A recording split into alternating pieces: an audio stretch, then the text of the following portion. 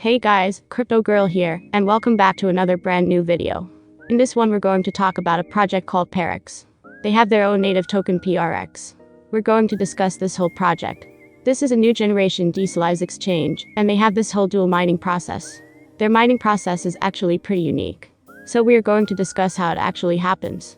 When we talk about mining, I'm not talking about the proof of work mechanism here. It's not actually that. It's a different blockchain that we have not covered before by the name of my death chain. So this is the DRC protocol. And in this we have a hybrid model of mining which is actually proof of staking of the nodes. So we're going to discuss how it happens. Not the usual mining, it is going to produce Parex stock, but without the inflation. It's actually an inflation heater. So we're going to go over their whole mining process. We're going to take a look at their app and how it actually happens. And we're going to discuss details of this whole platform. How does it work? What makes it amazing? What makes us different? Make sure you watch till the end. If you have any question, of course you're going to ask me. I'll link everything in the description. But as always, anything I say is not going to be an investment or financial advice. So always do your own investigation, research.and with this out of the way, let's move straight to the project. Now here we are at the official website of Parex. We're going to use this. We're also going to use their white paper, which I actually have right here. So we're going to utilize this and learn about this project entirely. How does it work? It may be slightly complicated, not a lot, but maybe slightly complicated. So we're going to break it down and learn how does it work, learn how you can get an income from this, what makes us different from the other projects and so forth. As I thought in the interim, this is a new generation deserve to exchange. And there's a whole debate between sterilized exchanges and desirabilist exchanges. And we have said multiple times the pros and cons of certain. So I think that part is pretty clear and I have been kind of bold about this, that I think that the leading trend is towards the Eastern exchanges, because now that they're evolving more and more, they're not having those problems of scalability, not having those problems of loading and so forth. So that point is I think we're way across that point. So we have all those features that we get in a decent exchanges. But what makes this project different? Because if we are going to use a declined exchange and if this offers the same thing, why shouldn't we go to a platform that already exists and has been existing for some time now?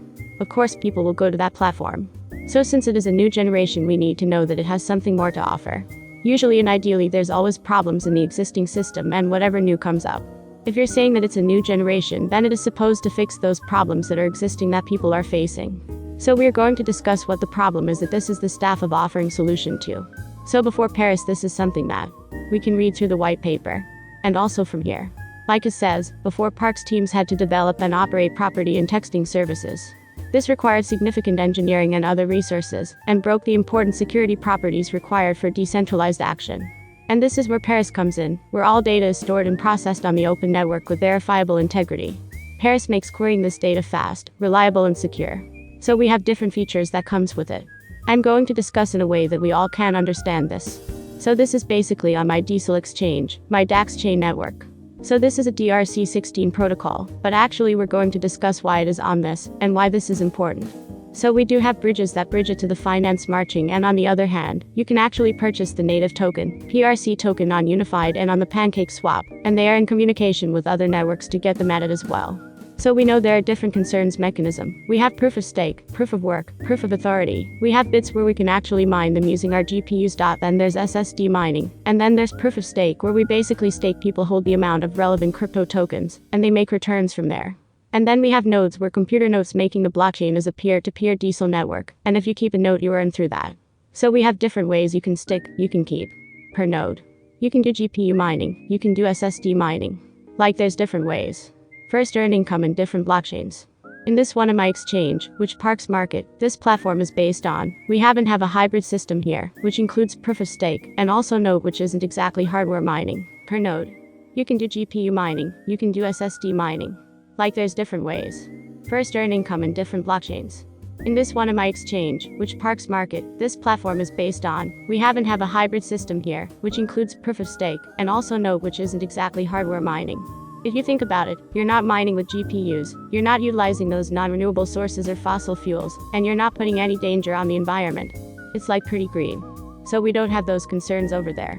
But since it is utilizing both proof of stake and also the node, you are doubling the income or returns that you get. So proof of stake you basically get 15% per year. But in this one you get more than that, which I think this is another thing that makes the new generation, because this is based on this whole mechanism. So we do have a background on this. I know it is still complicated, but I believe it is essential for us to cover this. Now what happens in this one if we go over the introduction one more time to better understand what price is. This is a new generation, deeper exchange. It is a structure that can host different networks together, and it's open to different technologies. They have the PRX token, which is their native token, and it is soon to be available on the CoinMarketCap and CoinGecko. And when a token gets listed on these major exchanges, it starts listed on more and more bigger exchanges, and they're actually going to go at some point. I think in one of the top 10 exchanges on the current market cap that they are listed there, it will be listed on one of those. I don't know, it can be Hobby, it can be Gate, I'm not sure.